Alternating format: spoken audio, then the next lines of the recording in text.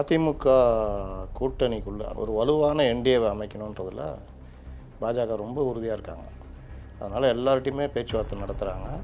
NDA கூட்டணியை உடைச்சதில் பெரும் பங்கு அண்ணாமலைக்கு இருக்கின்றதில் யாருக்குமே மாற்று கருத்து இருக்க முடியாது.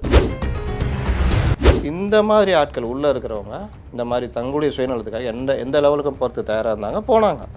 கடைசியில் அது என்டிஏ கூட்டணி உடையிறது லெவலில் போச்சு 2024. அதனால் திமுக நல்லா ஜெயித்தாங்க.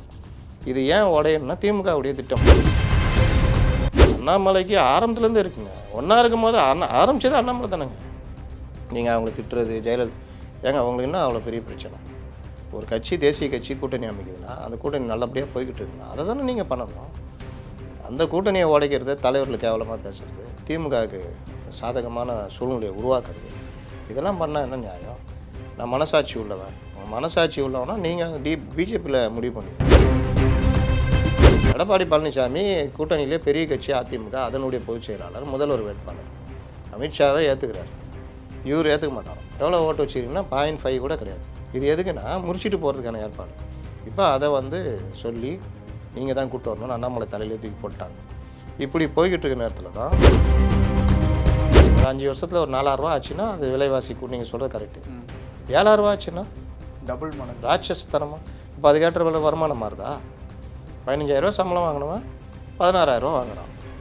4 ரூபா விற்ற முட்டை 7,000 விற்கிது. டபுள் 100% விலைவாசி வேறு எந்த ஆட்சியில் இங்கே வந்திருக்கு? அப்போ இதெல்லாம் கட்டுப்படுத்துகிற இடத்துல நீங்கள் இல்லைன்னு தானே அர்த்தம். 200 விற்ற பருப்பு நீங்கள் 400 சில்லரை விற்கிது. அப்படியே எல்லாமே டபுள். அப்போ சம்பளமும் 15,000 30,000 ஆயிருக்கணும்ல. இதில் விஜய்க்கு நகர்ற வாக்குகள் இருக்குல்ல, பெரும்பாலும் திமுகவுடைய வாக்குகள் தான் அப்படியே நகருது. கிட்டத்தட்ட 10 to 18% வரைக்கும் திமுகவுடைய ஓட்டை தான் அவர் பிரிக்கிறார். டைரெக்டாக திமுகவுக்கு எப்பவுமே உழுந்துட்ருக்கோம்ல, அந்த ஓட்டை தான் அவர் பிரிக்கிறார். அப்படி பார்க்கும் பொழுது உங்களுக்கு திமுகவுக்கும் அடி, இவர்கள் வாக்கு வாங்குவாங்க, வெற்றி பெற முடியாது. இந்த 2 விஷயத்தையும் சேர்த்து என்டிஏ தான் அறுவடை பண்ணும். நீங்கள் எல்லாருமே ஒரே குட்டையில் உள்ள மட்டைகள் தான்ற அளவுக்கு மக்கள் பார்க்க ஆரம்பிச்சிட்டாங்க. நீங்கள் வெளியில் சமூக வலைதளங்கள் மற்றதெல்லாம் பாருங்கள், திருமாவளவனுக்கு மரியாதை இருக்கா? அவர் சார்ந்த சமூகத்துக்கு அவர் எதுவுமே செய்யலையே. தூய்மை பணியாளர்கள்லாம் எதிராக அறிக்கை விட்டுருந்தார். வேங்கை வயலேருந்து பல பிரச்சனை. ஒரு ஜாதி ஆணவ கொலைக்கு எதிராக தனிச்சட்டம் கொண்டு வர முடியுது அவரால்? இந்த மாதிரி பல பிரச்சனைகள். அவருடைய எம்எல்ஏக்களே பலரும் திமுகவுடைய ஸ்போக்ஸ் பர்சனை தாண்டி போயிட்டாங்க. அதே தான் சிபிஎம்மும் காங்கிரஸும் அதே தான். அதனால் அவங்களுக்கு மரியாதைன்றதும் குறைஞ்சி போச்சு.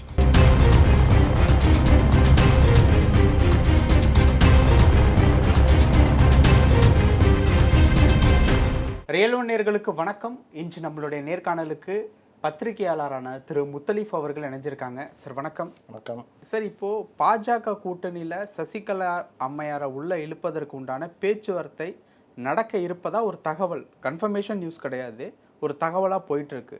இந்த செய்தி உண்மையா சார்? அதிமுக கூட்டணிக்குள்ளே, அதாவது என்டிஏக்குள்ளே ஒரு வலுவான என்டிஏவை அமைக்கணுன்றதில் பாஜக ரொம்ப உறுதியாக இருக்காங்க.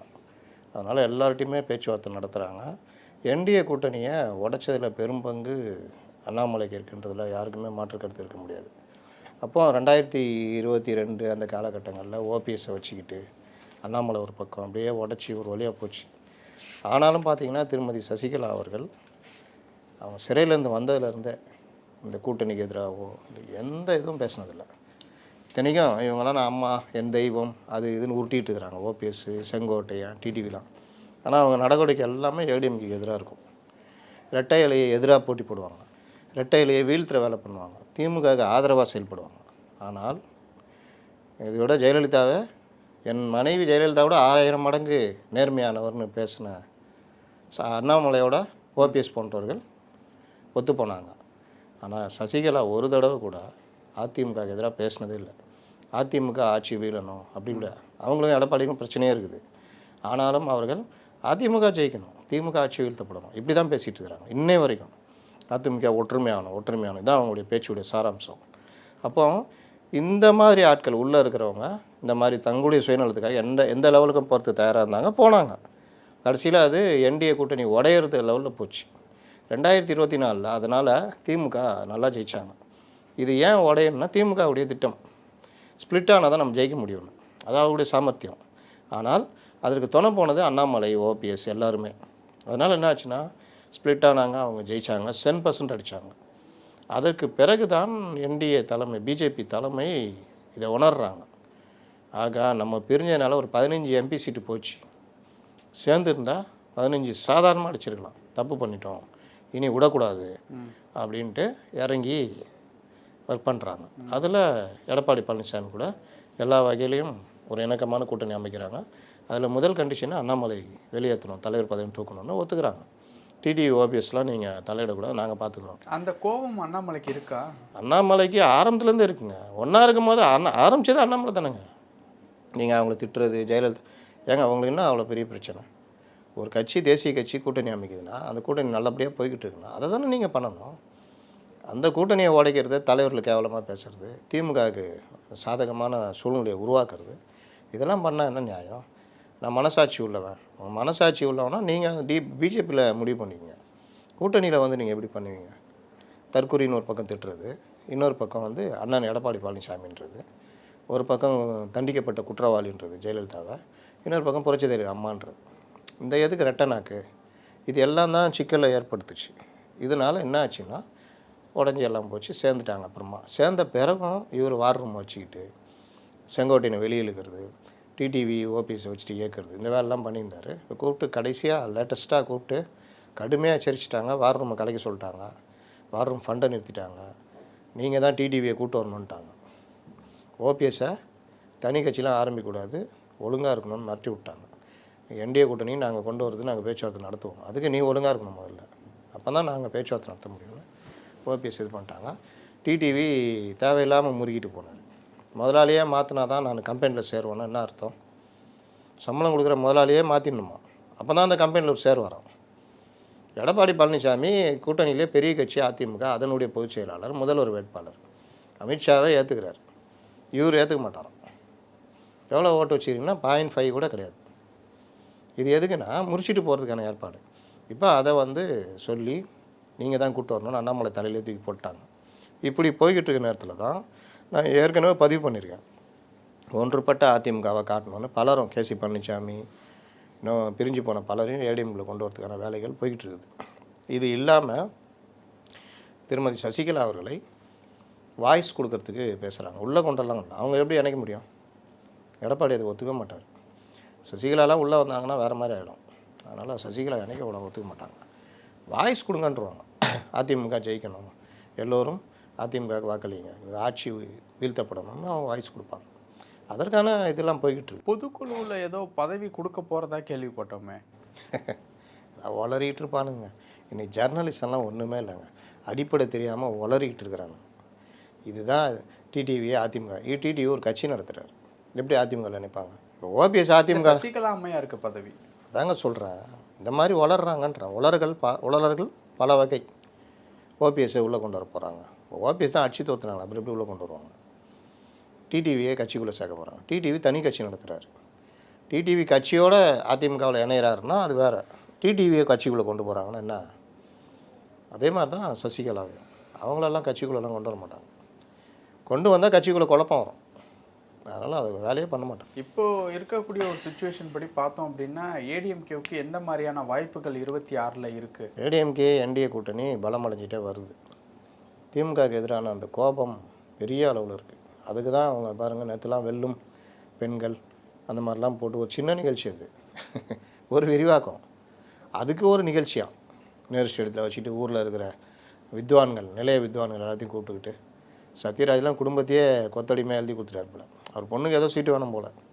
அது பாவம், அந்த ஜெய்பீம் இவர் போய் பார்த்ததுனால அந்த டைரக்டரை கூப்பிட்டு வந்து, அப்புறம் அந்த பட்டிமன்ற பேச்சாளர், 12ஆம் கிளாஸ் படித்தவங்கள கூட இப்போ போலீஸ்லாம் மேடம்னு கூப்பிட்றாங்களாம். அதுதான் திராவிட மாடல் அரசுடைய வெற்றியா? என்ன இது?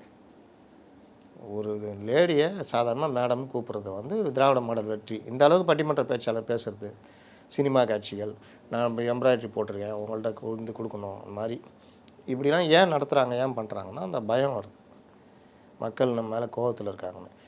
உரிமை தொகையே பார்த்தீங்கன்னா, உரிமை தொகையுடைய 1000 ரூபா கொடுக்குறாங்கன்னா, விலைவாசி உயர்வு, இன்றைக்கி ஒரு முட்டை எவ்வளோ? 7 ரூபா 8 ரூபா கிட்ட விற்கிது. இந்த ஆட்சி வந்த புதுசில் இல்லை, வருஷம் ஆக விலைவாசி விலைவாசி கூடுமா? அது எப்படி? இல்லை, ஒவ்வொரு பொருளுடைய விலை இதுக்கு முன்னாடி அப்படி தானே சார் இருந்தது? 4 ரூபா இருந்துச்சுங்க.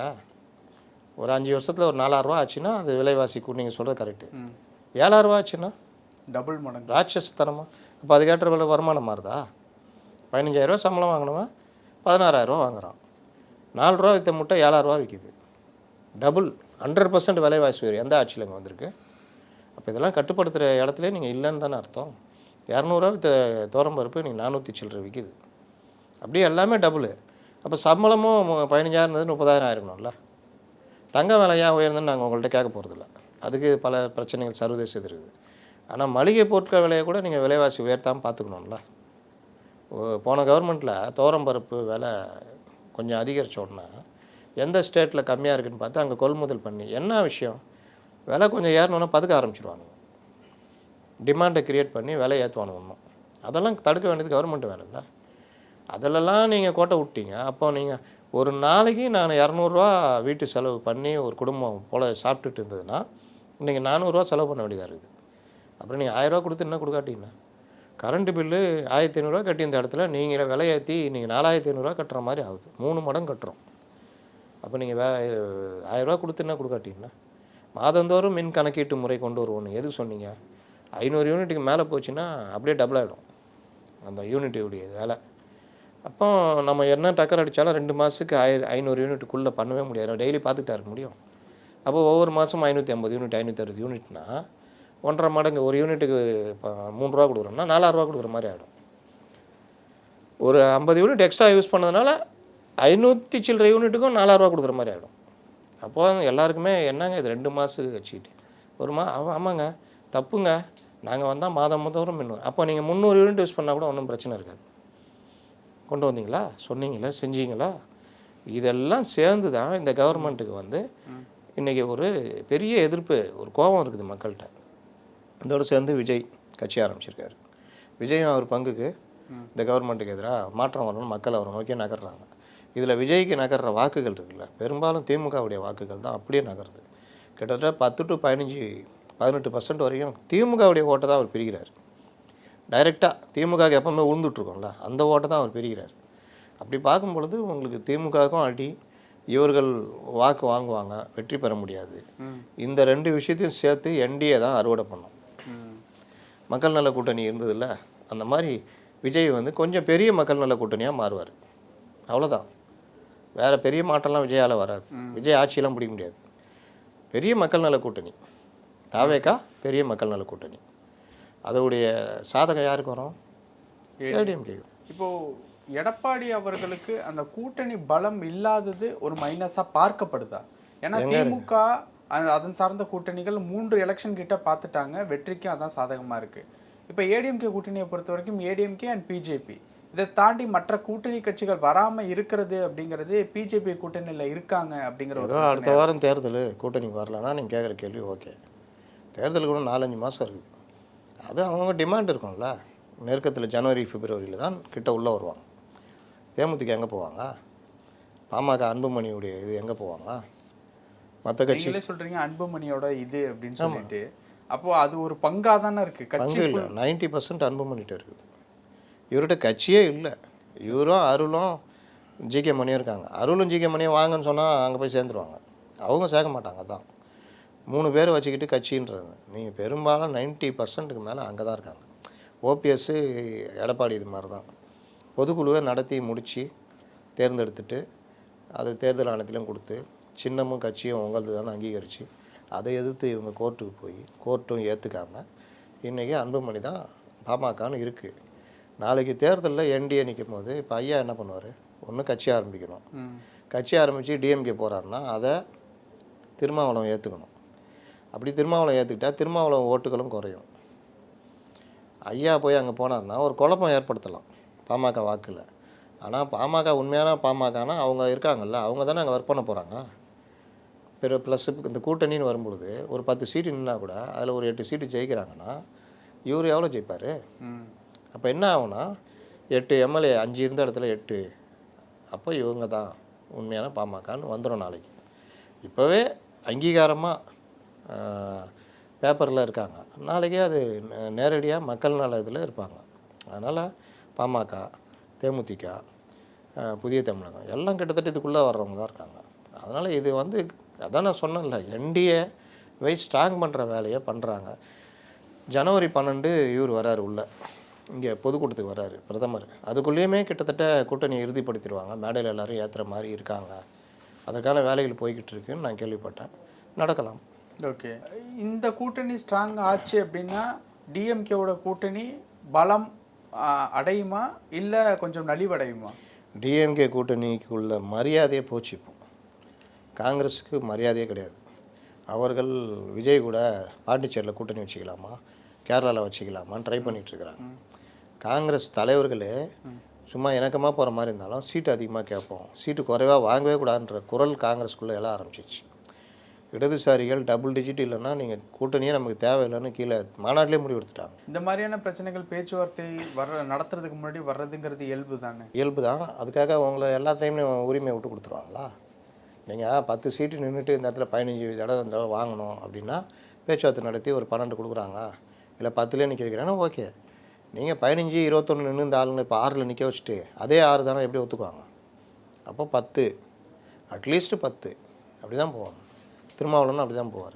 இன்னொன்று, இவர்களுக்கு வாசல் திறந்துருக்குது. தாவேக்காவோட தேர்தல் நெருக்கத்தில் என்னென்னா நடக்கும்ல.